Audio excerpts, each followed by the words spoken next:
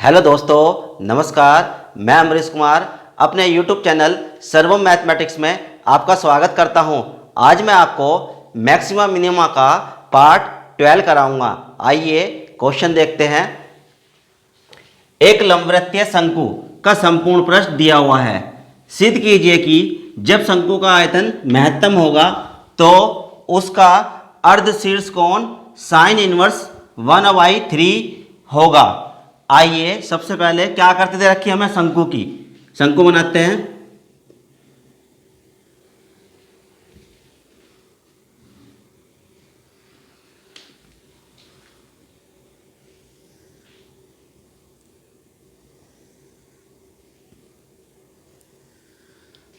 तो शंकु के अंदर मैंने आपको क्या बताया था, कितने वेरिएबल होते हैं। कोई भी आकृति हो सबसे पहले उसके अंदर वेरिएबल का पता होना चाहिए। मान लीजिए ए बी ओ सी, ये पॉइंट मान लिए। तो क्या होता है, एक तो त्रिज्या होती है शंकु की, एक ऊंचाई होती है h मान लो इसे, और एक क्या तिर्यक ऊंचाई l, और एक क्या होता है, या तो पूरा मानोगे तो शीर्ष कोण बोला जाएगा और इतना मानोगे तो अर्ध शीर्ष कोण। तो मैं केवल अर्ध शीर्ष कोण मान रहा हूँ। कहाँ से कहाँ तक का, ये मान लो, ये जो इतना दे रखा अर्ध शीर्ष कोण कितना मान लो, अल्फा। देखिए सबसे पहले जितने भी वेरिएबल होते हैं उन किसी भी आकृति में वो मानते हैं। इस आकृति के अंदर कितने वेरिएबल नजर आ रहे हैं, 4। तो चारों के चारों मैंने मान लिए। लिखिए, माना शंकु की त्रिज्या बराबर r, शंकु की ऊंचाई बराबर h, शंकु की तिर्यक ऊंचाई बराबर l, यानी कि ये वाली तिरछी ऊंचाई, और तथा शंकु का अर्धशीर्ष कोण बराबर अल्फा। तो 4 वेरिएबल मान लिए। अब जो चीज़ मैंने बताया था आपको, देखिए ध्यान से, लंबवृत्तीय शंकु का संपूर्ण पृष्ठ दिया हुआ, जो चीज़ दी हुई होती है वो क्या होता है, कांस्टेंट। तो सबसे पहले इसे देखिए, गिवन क्या दे रखा, शंकु का संपूर्ण पृष्ठ। तो जानते हैं संपूर्ण पृष्ठ क्या होता है, वक्र पृष्ठ शंकु का प्लस आधार का क्षेत्रफल। आधार कैसा होता है, वृत्त का आकार का होता है, यानी कि इसका आधार का क्षेत्रफल क्या जाएगा, पाई आर स्क्वायर। और वक्र पृष्ठ जानते हो आप, क्या बताया था मैंने, पाई आर एल प्लस आधार कैसा है, वृत्त के आकार का, तो पाई आर स्क्वायर। तो संपूर्ण पृष्ठ, इसे क्या नाम दे दो, एस। तो शंकु का संपूर्ण पृष्ठ मैंने बताया था वीडियो में, पिछली वीडियो में बताया था मैंने आपको कि ये सब याद कर लेना, याद होगा आपके। तो पाई आर एल वक्र पृष्ठ हो गया शंकु का, और ये आधार का क्षेत्रफल कितना होता है, पाई आर स्क्वायर। अब एक इक्वेशन तो हमें किसमें, आर और एल दो वेरिएबल नजर आ रहे होंगे, एस तो कांस्टेंट होता है, जो चीज़ दी हुई होती है। अब यहाँ से एक वेरिएबल की वैल्यू निकाल लीजिए, आसान किसका पड़ेगा, एल की वैल्यू निकालनी आसान पड़ेगी। तो मैं यहाँ एल के लिए सोल्व कर रहा हूँ, यानी कि S minus pi R square is equal to pi R L, imply that L is equal to कितना जाएगा, S minus pi R square upon pi R. First equation मान लीजिए। एक बात तो ये फाइनल होगी, यहाँ से आर की वैल्यू भी निकाल सकते थे, एल की भी।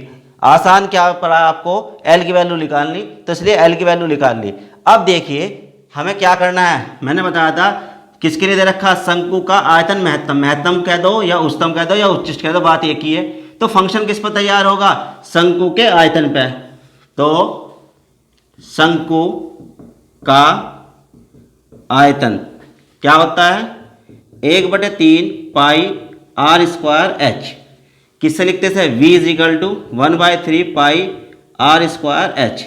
अब ध्यान से देखना है, ये समीकरण सेकंड मान लीजिए। जिस पर फंक्शन हमें तैयार करना है वो क्या है, आयतन है। आयतन किसका, शंकु का। अब इसके अंदर देखिए ध्यान से, r और h दो वेरिएबल हैं, और जो गिवन दे रखा था उसमें भी दो वेरिएबल थे, r और l। तो हमें अब एक प्रॉब्लम ये हो रही है कि एक तो वेरिएबल आर हो गया और एक एल हो गया और एक हो गया एच, कितने वेरिएबल आ गए? 3। इन 3 वेरिएबल यानी कि 2 इक्वेशन से काम नहीं चलने वाला, 3 वेरिएबल के लिए 3 इक्वेशन से काम चलेगा। क्योंकि अगर मैं यहां से किसका मान, एल का मान कहां रखूं बताओ, एल की यहां जगह नहीं रखने के लिए तो प्रॉब्लम आ रही। और ये कितने वेरिएबल दे रखे? 2, इसके अंदर भी 2, इन 2 वेरिएबल से मुझे एक में कन्वर्ट करने के लिए दिक्कत ये पड़ रही है कि यहां से मैं अगर एल का मान रखूं तो यहां एल का मान रखने की जगह नहीं। तो मैंने आपको बताया था अगर जब आयतन दे रखा हो उच्चिष्ट निम्निष्ट तो, और इसके साथ क्या देगा, या तो संपूर्ण पृष्ठ देगा या वक्र पृष्ठ दे रखा है। अब हमें इस चीज से अगर हमारा काम नहीं चल रहा तो हमें बताया था इनके बीच संबंध था, किसके? एल के, एच के, आर के। और यहां से दिखाई भी दे रहा होगा समकोण त्रिभुज बनना है तो कर्ण का वर्ग छेद बने भुजाओं पर बने वर्ग के योग के बराबर होता है, उससे भी निकाल सकते हैं। और डायरेक्ट फॉर्मूला भी है, एल स्क्वायर बराबर क्या होता है? H square plus R square. तो वो फॉर्मूला लगा रहा हूं मैं, देखिए, चूंकि क्या L square is equal to H square plus R square. इस बात को ध्यान से देखना, मैं यहां से किसकी वैल्यू, एच की वैल्यू निकाल रहा हूं क्योंकि मुझे किस में चाहिए? आर और एल में। आर और एल में मेरी इक्वेशन ये रही है और आर और एल में ये इक्वेशन कन्वर्ट कर दूंगा। तो फिर क्या कर दूंगा, इनमें सिंगल एक वेरिएबल में बना लूंगा। देखिए कैसे। अब यहां से मैं किसकी वैल्यू निकालना चाह रहा, एच की। एच स्क्वायर बराबर क्या आ जाएगा? एल स्क्वायर, ये इधर ले जाओ माइनस का आर स्क्वायर, तो एच बराबर क्या आ जाएगा? Under root L square minus R square.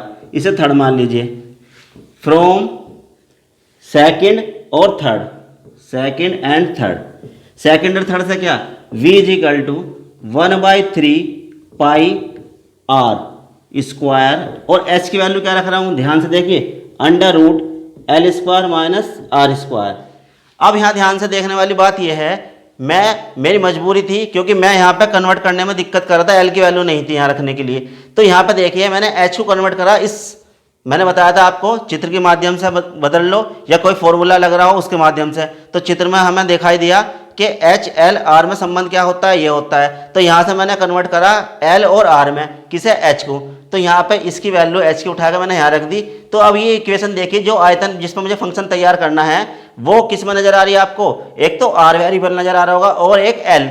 अब यहाँ पर देखिए जो गिवन दे रखा था उसके अंदर भी वेरिएबल क्या है, एक तो आर है और एल है, 2 वेरिएबल दे रखे हमें, आर और एल, और इसके अंदर भी 2। अब हम सिंगल वेरिएबल में बदल लेंगे, बहुत ईजी है। देखिए कैसे, एल का मान मैंने निकाल रखा, एल का मान उठाकर मैं यहाँ रख दूंगा तो सारा किस में आ जाएगा, आर में।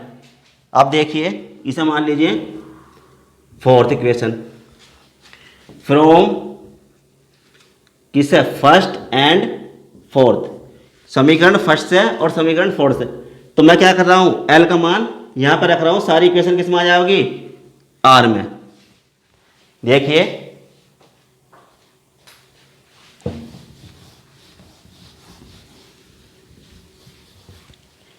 v is equal to 1/3 pi R square into under root L की वैल्यू रखवाइए यहाँ पे, कितना, s minus pi R square upon pi R, और इसका क्या, whole square minus R square. L की वैल्यू मैंने यहाँ पर रख दी। अब ये सारा फंक्शन आपको ध्यान से देखना किस में नजर आ रहा, आर में। वेरिएबल केवल आर नजर आ रहा होगा, एस भी कांस्टेंट है, पाई भी कांस्टेंट है, 1/3 भी कांस्टेंट है। अब इसे सोल्व करिए थोड़ा सा, v is equal to 1/3 pi R square. अब यहाँ ध्यान से देखिए, मैं इसका होल स्क्वायर कब खोल लूँगा तो पाई स्क्वायर आर स्क्वायर आएगा। ये जब इसका स्क्वायर कर लोगे तो कितना आ जाएगा, S square plus pi square R की power 4 minus 2s pi R square, और इसकी मल्टीप्लाई इधर हो जाएगी माइनस की कितनी, पाई स्क्वायर आर की पावर 4। ध्यान से देखना, इसका होल स्क्वायर खोल लेना, ऊपर होल स्क्वायर खुल गया, नीचे पाई स्क्वायर आर स्क्वायर, जो उसका एलसीएम लोगे तो उसकी मल्टीप्लाई इधर हो जाएगी तो ये आ जाएगा। अब यहाँ इससे ये कट रहा, पाई स्क्वायर आर स्क्वायर की पावर 4 से, पाई स्क्वायर आर की पावर 4 से पाई स्क्वायर आर की पावर 4 कट गया। अब जो बच रहा है देखिए ध्यान से, 1/3 पाई आर स्क्वायर, रूट के अंदर क्या बच रहा है वो देखिए ध्यान से, S square minus 2s pi R square, और वर्गमूल किसका निकला, इसका कितना आ जाएगा, पाई और आर पाई स्क्वायर का पाई आ गया, आर स्क्वायर का आर आ गया। अब यहाँ देखिए इससे ये कैंसिल, एक आर से एक आर कैंसिल हो जाएगा, तो v is equal to 1/3 R into root के अंदर क्या है S square minus 2s pi R square. अब यहाँ देखिए ये फंक्शन है, अगर मैं इसका क्या करूँगा डिफ्रेंशिएट करूँगा, मुझे टिपिकल पड़ेगा रूट के अंदर आ रहा, तो मैंने आपको एक ट्रिक बताई थी, क्या कर लो इसका स्क्वायर कर लो। देखिए स्क्वायरिंग ऑन बोथ साइड्स,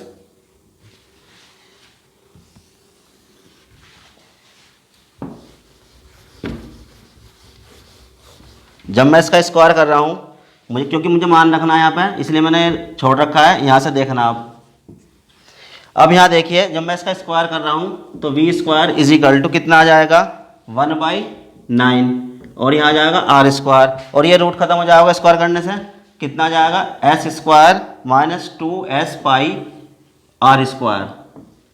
अब देखिए डिफ्रेंशिएट करने के लिए मैं आसान कर रहा हूँ इसे और भी, आर स्क्वायर को क्या कर लो अंदर गुना कर लो, V square is equal to 1/9 और S square R square minus 2s pi और आर की पावर 4। अब एक ध्यान करने वाली बात यह है, वी स्क्वायर को let V square is equal to क्या मान रहा हूँ जेड। मैंने आपको बताया था अगर जेड उच्चिष्ट होगा तो वी भी उच्चिष्ट होगा, यानी कि वी स्क्वायर भी उच्चिष्ट होगा, और फिर वी स्क्वायर उच्चिष्ट दिखा देगा तो इसका मतलब क्या होगा वी भी उच्चिष्ट होगा, ये बात मैंने बताई थी। तो इसलिए मैं इस वी स्क्वायर को शॉर्टली क्या मान रहा हूँ जेड मान के चल रहा हूँ, आसान पड़ेगा function. Z is equal to 1/9 S square R square minus 2s pi R की पावर 4। ये क्या है नोट करने वाली बात है, ध्यान से देखना इसे, कहीं भी वी स्क्वायर से जेड के बराबर मान सकता है, वी क्यूब आ जाए जेड के बराबर मान सकते हैं, तो मैं इसे वी स्क्वायर को किसके बराबर मान रहा हूँ जेड के बराबर लेकर चल रहा हूँ। जेड उच्चिष्ट दिखा दूंगा तो वी स्क्वायर भी उच्चिष्ट हो जाएगा, वी स्क्वायर उच्चिष्ट होगा तो क्या हो जाएगा वी भी उच्चिष्ट होगा। अब देखिए ध्यान से, ये मैंने फंक्शन बना लिया, बिल्कुल ईजी हो गया अब बात। अब हमारी कितनी इक्वेशन मान चुके थे हम 4 मान चुके हैं, तो इसे 5वीं इक्वेशन मान लीजिए। अब differentiate 5 with respect to R, क्या है वेरिएबल हमारा सारा आर में कन्वर्ट कर रखी, तो आर का रेस्पेक्ट में करेंगे, तो D Z over D R is equal to 1/9 कराइए। वेरिएबल क्या है, ये तो कांस्टेंट है स्क्वायर, ऐसे करेगा तो कितना जाएगा आर स्क्वायर का 2r माइनस यहाँ पर केवल ये है वेरिएबल, तो कितना जाएगा पावर आगे जाएगी, यानी कि 8s पाई आर क्यूब। तो कुल मिला के कितना आ जाएगा, इसे यहाँ समीकरण मान लीजिए कुछ, कितनी मान लो 6। अब मैं क्या करता हूँ फॉर मैक्सिमा एंड मिनिमा के लिए D Z over D are 0 के बराबर रखूँगा, for maximum and minimum value of function क्या है Z, that is D Z over D are किसके बराबर रखे जाएगा 0 के, 1/9 इंटू कितना है ये एस स्क्वायर और into 2r minus 8s pi R cube is equal to 0। ये किसके बराबर रखा मैंने 0 के। अब ध्यान से देखना 1/9 इसमें से जो कॉमन आ रहा कॉमन लीजिए, कितना आ रहा कॉमन आ रहा, एक तो 2 आ रहा और एस आ रहा आर आ रहा है, जो यहाँ बचेगा ब्रैकेट में बचाइए, यहाँ कितना बचा s माइनस 4 और s बाहर आ गया और पाई बचेगा और r बाहर आ गया, आर स्क्वायर बचेगा इज इक्वल टू 0। अब ध्यान से देखिए अगर मैं इसे 0 के बराबर रखूँगा तो 0 नहीं होने का ये, ना 2 0 के बराबर, ना s 0 के बराबर, ना r 0 के बराबर, तो क्या लिख सकता हूँ 2/9 s r is not equal to 0, क्योंकि 3 से 0 जाओगी तो सारा 0 हो जाएगा, ये भी s 0 हो जाएगा वक्र पृष्ठ संपूर्ण वक्र पृष्ठ, तो सारा 0 हो जाएगा इसका। तो ये इसका मतलब ये क्या है सारे कांस्टेंट है, तो ये इज नॉट इक्वल टू 0 लिख देंगे, तो कौन है 0 के बराबर, ये है, मान निकालिए यहाँ से। Implies that s minus 4 pi R square is equal to 0। इस पॉइंट से मत घबराना, यहाँ पर आप मान निकाल लीजिए किसका मान निकालना मुझे, आर का। तो ये क्या हो गए, जीरो के बराबर नहीं होने के, तो कौन है जीरो के बराबर, ये होगा जीरो के बराबर। तो यहाँ से ये आ गई इक्वेशन, यहाँ से किसका मान निकाल लूँगा, आर का। देखिए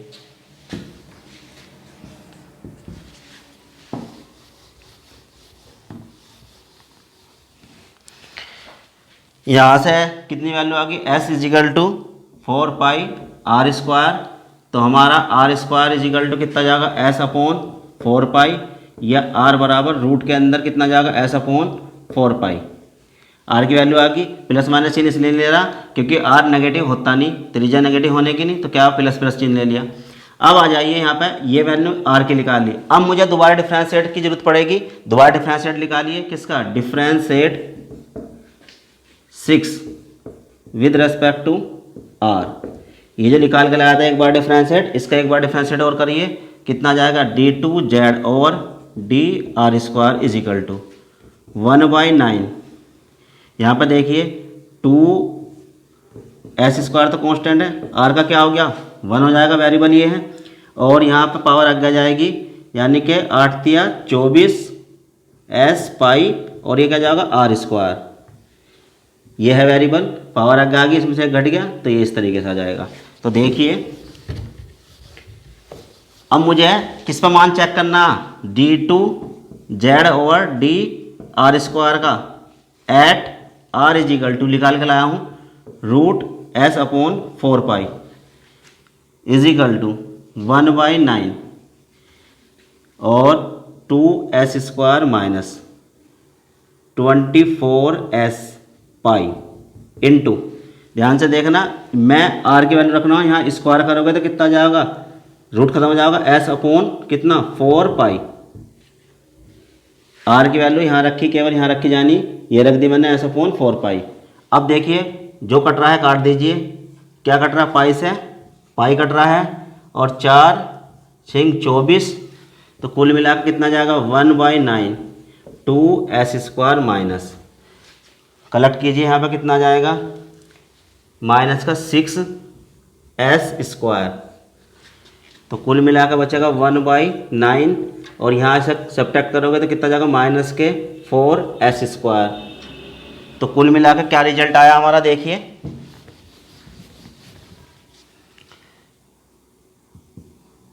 माइनस का 4/9 s स्क्वायर। ये मैंने सोल्व करा, कितना आया यहाँ पे, माइनस का 4/9 s स्क्वायर। ये क्या है, ये भी कांस्टेंट है, ये भी कांस्टेंट है, ये सारा पॉजिटिव आ गया, और इसके सामने क्या है माइनस, तो रिजल्ट क्या आया हमारा, नेगेटिव वैल्यू। तो क्या मतलब हुआ, दिस इम्प्लाइज फंक्शन कौन सा, z is maximum at r is equal to कितने पे, r is equal to root s upon 4 pi. Function z is maximum at r is equal to root s upon 4 pi. इस वैल्यू पे हमारा function क्या आ गया, उच्चिष्ट, दैट इज फंक्शन कौन सा, v square is maximum at r is equal to root s upon 4 pi. और भी यहीं लिख सकता हूँ, that is function v is maximum at r is equal to root s upon 4 pi. यानी कि मैं फंक्शन क्या मैंने मान के चला था जेड को, तो जेड क्या था v स्क्वायर के बराबर, तो v स्क्वायर क्या आ गया, मैक्सिमम आ जाएगा इसी वैल्यू पे, दैट इज फंक्शन कौन सा, v क्या था, शंकु का आयतन, महत्तम दिखा दिया शंकु का आयतन, किस वैल्यू पर दिखा दिया, r is equal to root s upon 4 pi पे। अब ये मान मैं कहाँ रखूँगा, देखो ये समीकरण फर्स्ट में रखूँगा, इसलिए लिख रखी दिया। अब यहाँ देखिए r की वैल्यू कहाँ रख रहा हूँ मैं, यहाँ पे। अब कैसे रख रहा हूँ, देखिए पहले इसका स्क्वायर करूँगा तो कितना जाएगा result, r square is equal to s upon 4 pi. तो इम्प्लाई दैट क्या करेगा, अगर मैं s की वैल्यू निकालना चाहूँ, s बराबर 4 पाई r स्क्वायर, ये वाला मान s का मैं कहाँ रखूँगा, समीकरण फर्स्ट में। ये r की वैल्यू थी मेरी, मैंने यहाँ से किसकी वैल्यू, दोनों तरफ का वर्क कर लिया, किसकी वैल्यू निकाली, एस का मान जब निकल कर आएगा कितना होगा 4 पाई आर स्क्वायर। किस में कर रहा हूँ पुट, फर्स्ट में, पुट इन इक्वेशन फर्स्ट। तो फर्स्ट इम्प्लाइज ऐसे लिखेगा, फर्स्ट इम्प्लाइज, फर्स्ट हमारी क्या है, ये लिखी हुई है फर्स्ट इम्प्लाइज एल बराबर ये लिखा हुआ था हमारा, इसके अंदर मान भरवाओ।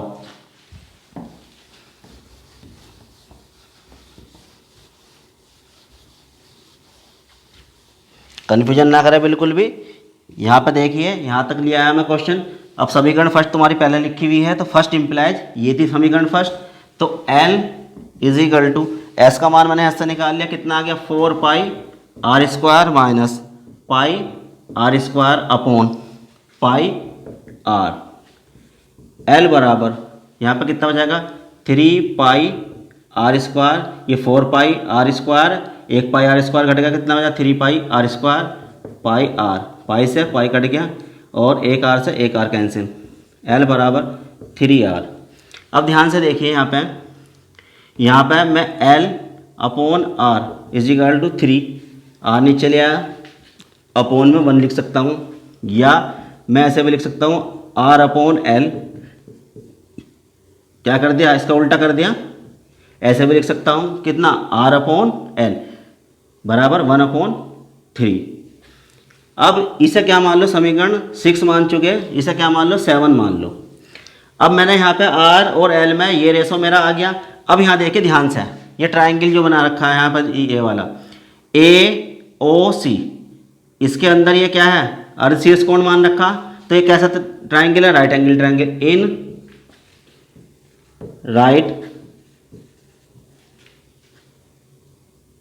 एंगल ट्राइंगल कौन सा में, AOC में, ये वाला समकोण त्रिभुज है AOC।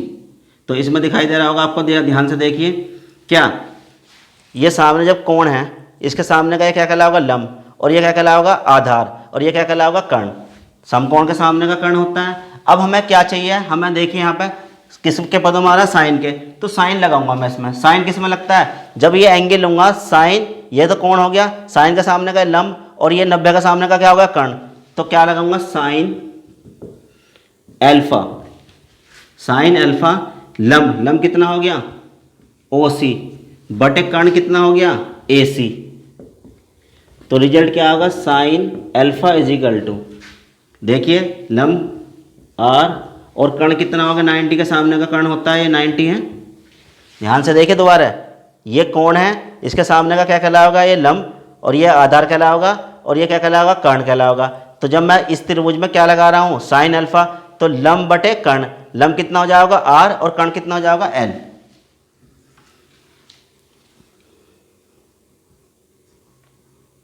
ये समीकरण कितनी आ गई 8। अब ध्यान से देखिए R अपॉन L का मान कितना है, साइन अल्फा है, R अपॉन L का मान कितना है 1/3 है। इन दोनों समीकरण को मैं बराबर रख सकता हूं। देखिए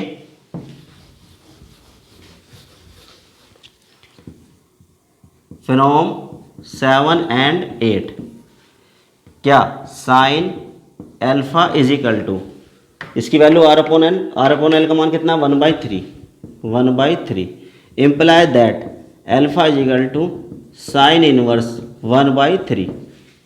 तो कुल मिलाकर कितना आ गया अर्धशीर्ष कोण, क्या मान का चल रहा था मैं एल्फा, यहाँ तक का कोण अर्धशीर्ष कोण क्या बना एल्फा, तो कितना आ गया एल्फा बराबर साइन इनवर्स 1/3। यही हमें सिद्ध करना था, हैंस प्रूव्ड।